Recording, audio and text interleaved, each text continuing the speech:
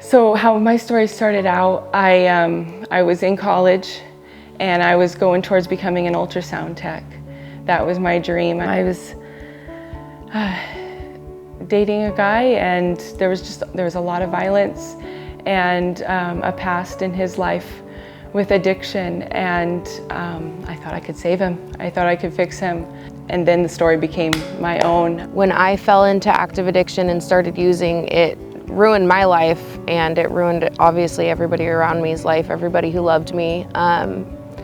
You change as a person, and so everybody that knew Lizzie and loved Lizzie, you know, didn't have that same Lizzie anymore. It took me downhill very fast. I battled with addiction for the better part of 25 years. I attended college for a little while. While I was attending college, I was studying emergency medicine, and I thought it was okay to attend college and drive an ambulance while high on cocaine. I'm sure, as you can imagine, my career quickly came to an end, and I found myself falling deeper and deeper into addiction. I was introduced to my drug of choice, meth, right before my 17th birthday. So I've really been fighting, going through the struggle my entire life, pretty much. Within our own family, my wife, is talking to our daughter, and we had some struggles with her ever since she was about 16. Started drinking at an early age, and we always wanted to know, hey, what are you doing? You know, my wife and I don't drink. It was just like, why are you doing this? You know, what's going on? And it wasn't until, quite a few years later where she shared that, she suffered some trauma. She was assaulted, and that was kind of her mechanism of coping. So that was a difficult challenge for us. By this time, my parents, they just didn't know me. They didn't know, and I didn't know who I was anymore. I had lost everything. I had lost the ultrasound tech program. I had lost my jobs. I went from having my full day completely scheduled out, either doing homework, going to work, studying, sleeping, eating. I had a full life, then going into addiction, and that became my entire world, was just to get that next fix, just to get high and just to stay high.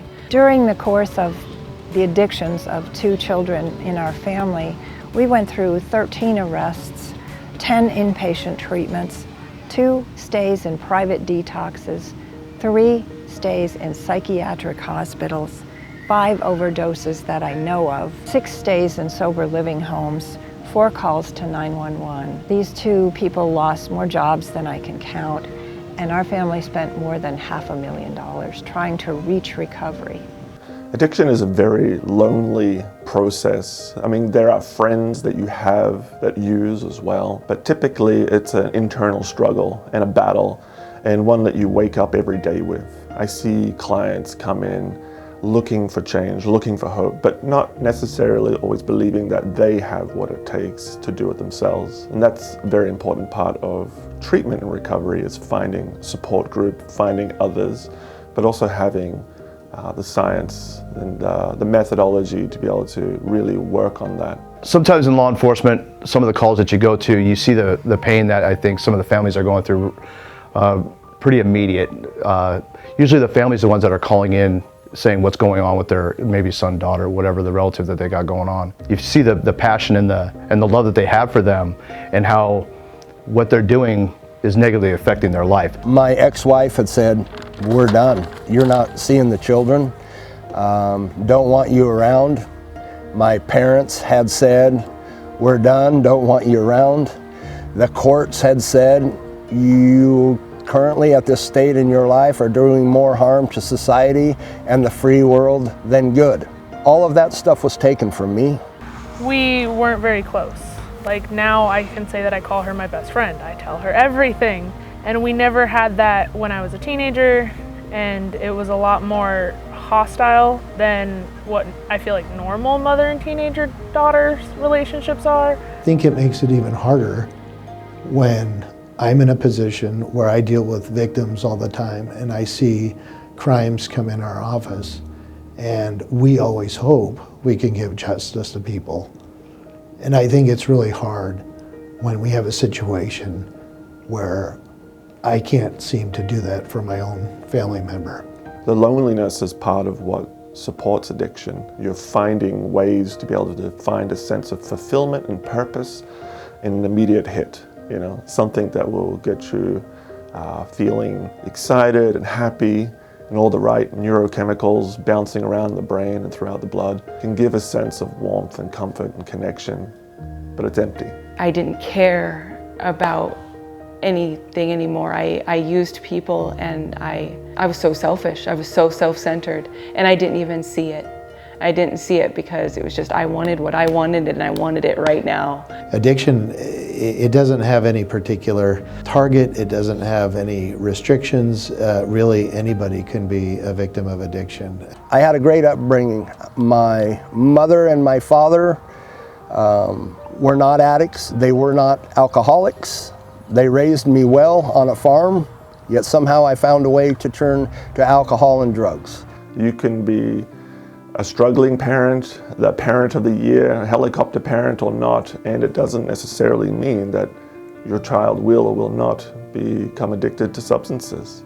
It's something that is out of your control. There's no way to tell from the time that a child is born whether that child is going to wind up with drug abuse problems or alcoholism problems. I was the mom who baked cookies for the school and was the Cub Scout leader and played with my children and did homework with them and loved them more than life itself.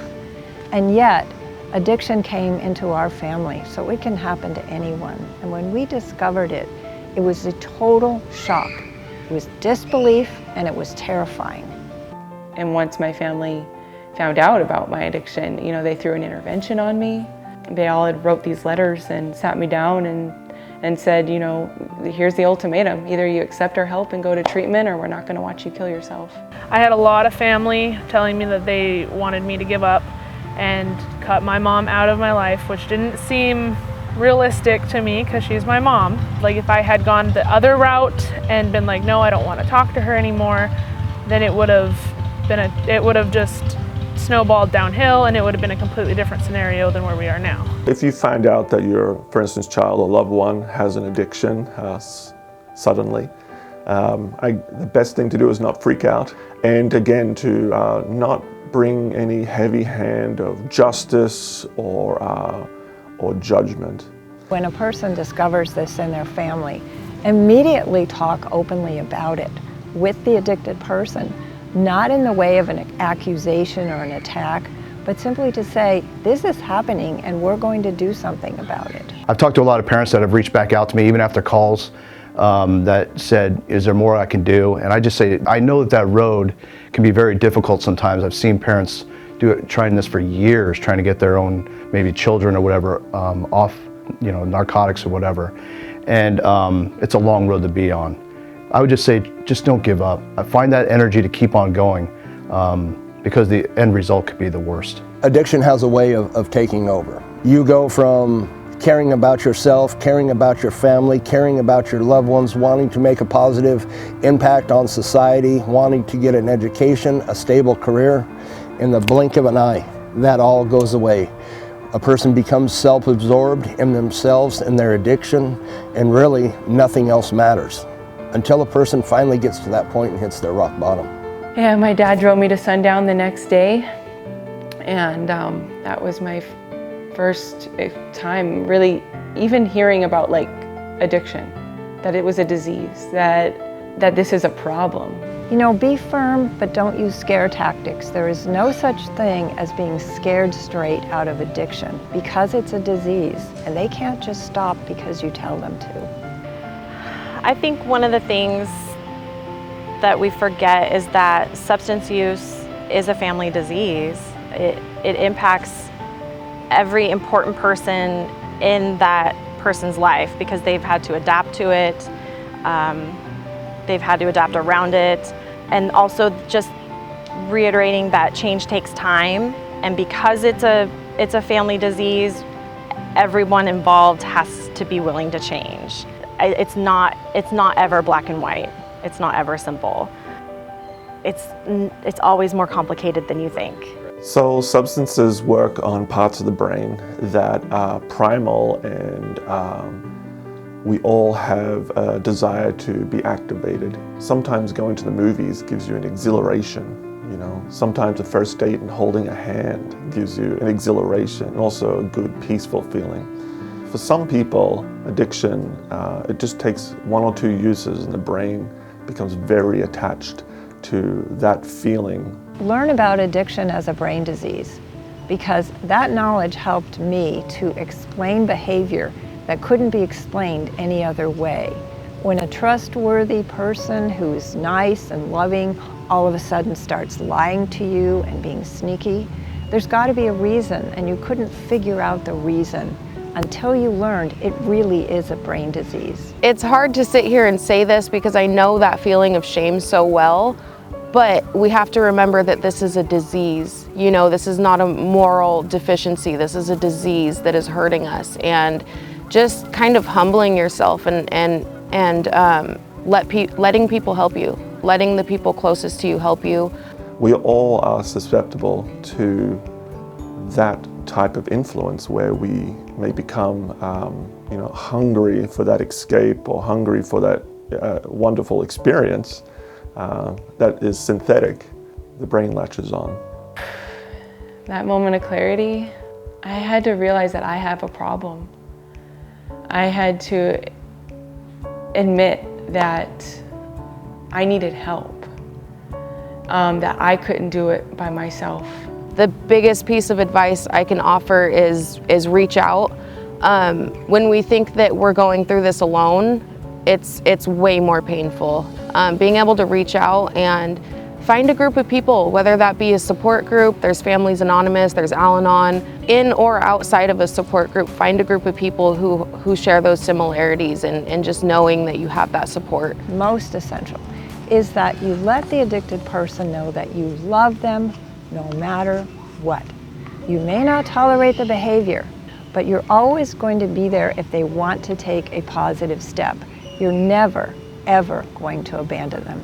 And that's what I think is really important, is just making sure the kids understand no matter how far gone they might think they are, the parents will love you, they will support you, and they will get you in, and support you through the process. Acceptance and love is the great first step forward. And then just talking about recovery. They might not be ready to hear that. Compassion and understanding, and not isolating that person, which only leads to more heavy use and reinforcing addiction. You know what? You probably might not realize it, but your kid might be going through something else that just hasn't manifested it. And so one thing I've learned long ago is that, none of us are perfect. None of our kids are perfect. Understanding that kids will make mistakes.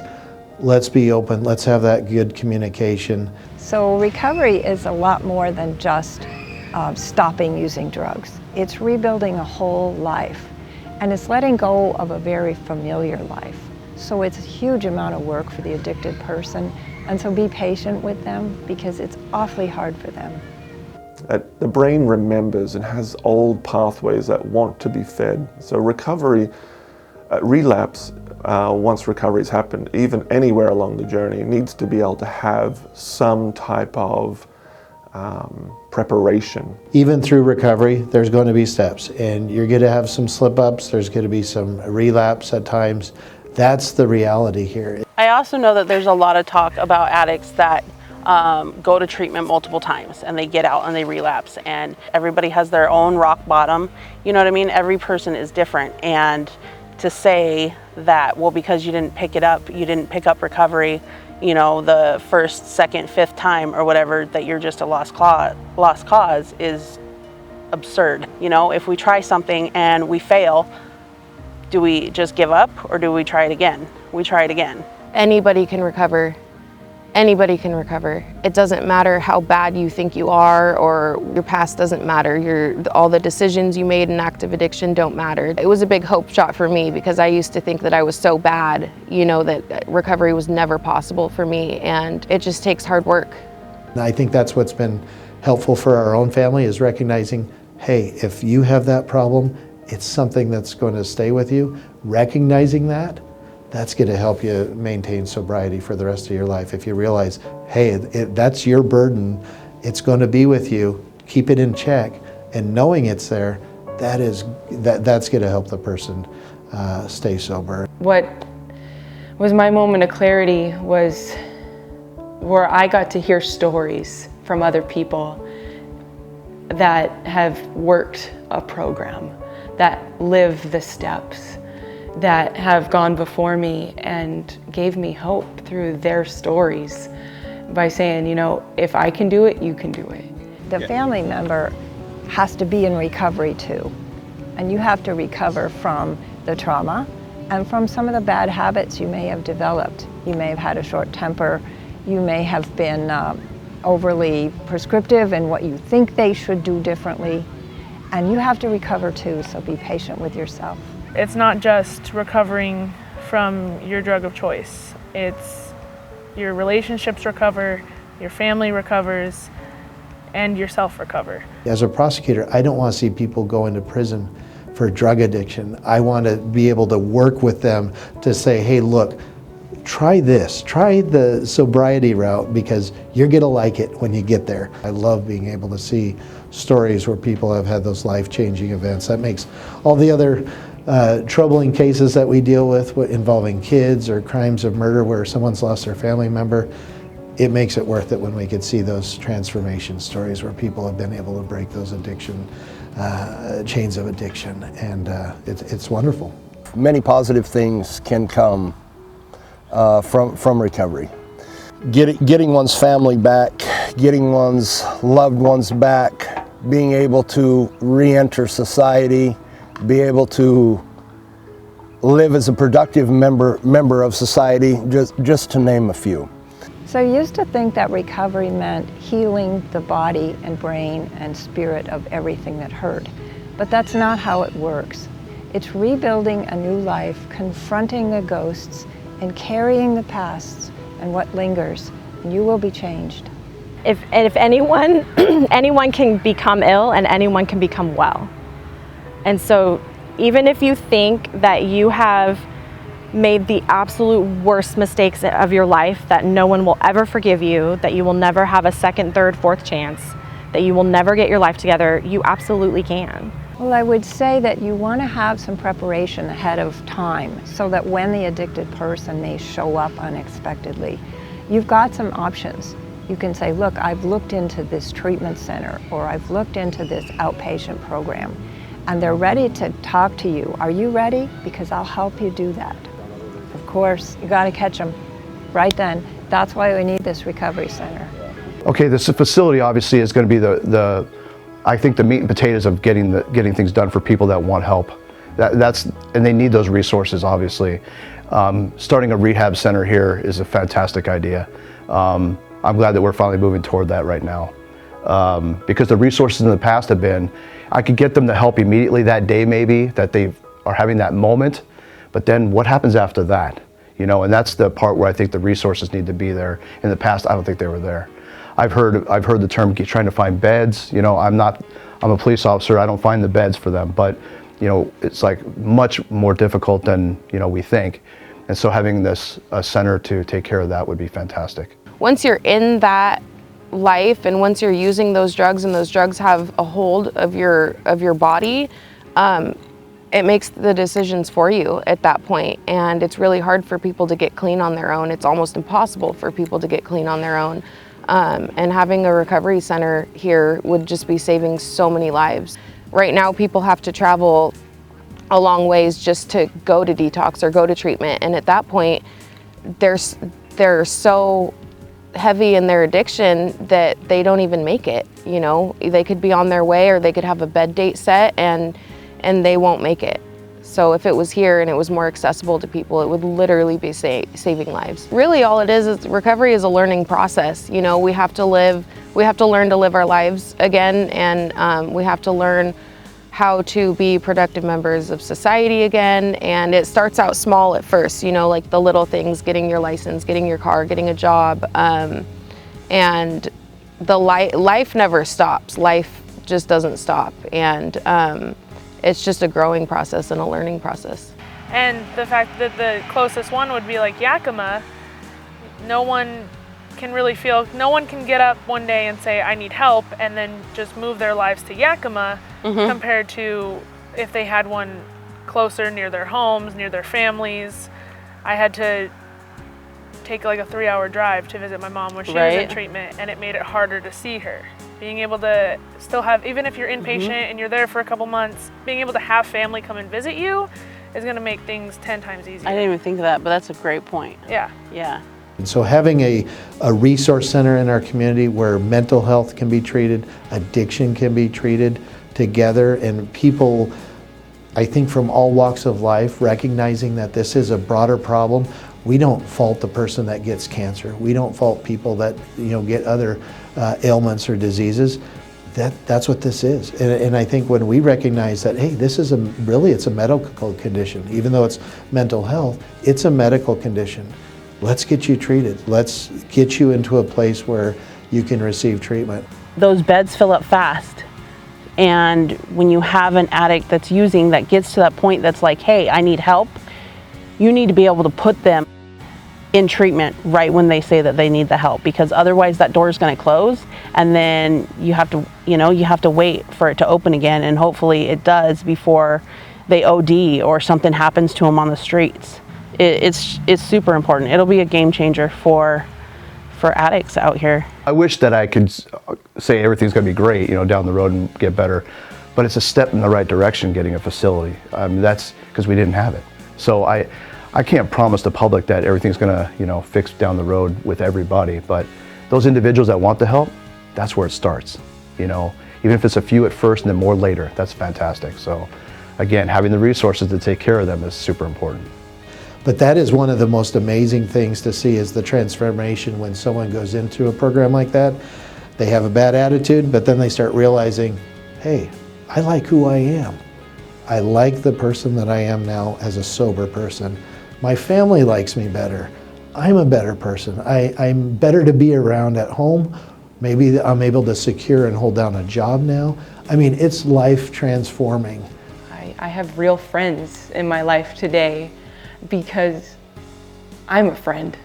I value my friendships today. I value my family today, and I don't want to take them for granted. There is hope on the other side, though, and some of that hope is about doing things together again that they didn't think that they could. So they're planting a new seed, and there's fruit on the other side that they don't know what it is yet. Things that I've seen are family members coming back together and having more dinners, having joint vacations together. So if I could be hope to anybody, I hope that even just one person, if they see this and maybe they were discouraged, I hope they can see this and know that it doesn't matter what choices you've made, it doesn't matter where you came from, it doesn't matter how your addiction started, there's always, always, always a chance to stop and change your life. Recovery is possible. People can recover, people can come back into the world and live those positive lives, but the most positive thing that I can say that I have today is this experience, strength, and hope that I have to be able to sit down and share with others. So if my advice to you would be to give recovery a chance and give it all you got and reach out and ask for help and listen, truly listen to people that have gone before you. The community in Benton Franklin County is very interested in the recovery of our people. We are working as a community to try and create places of hope, treatment of hope, but also a community that understands and recognizes that you may need support.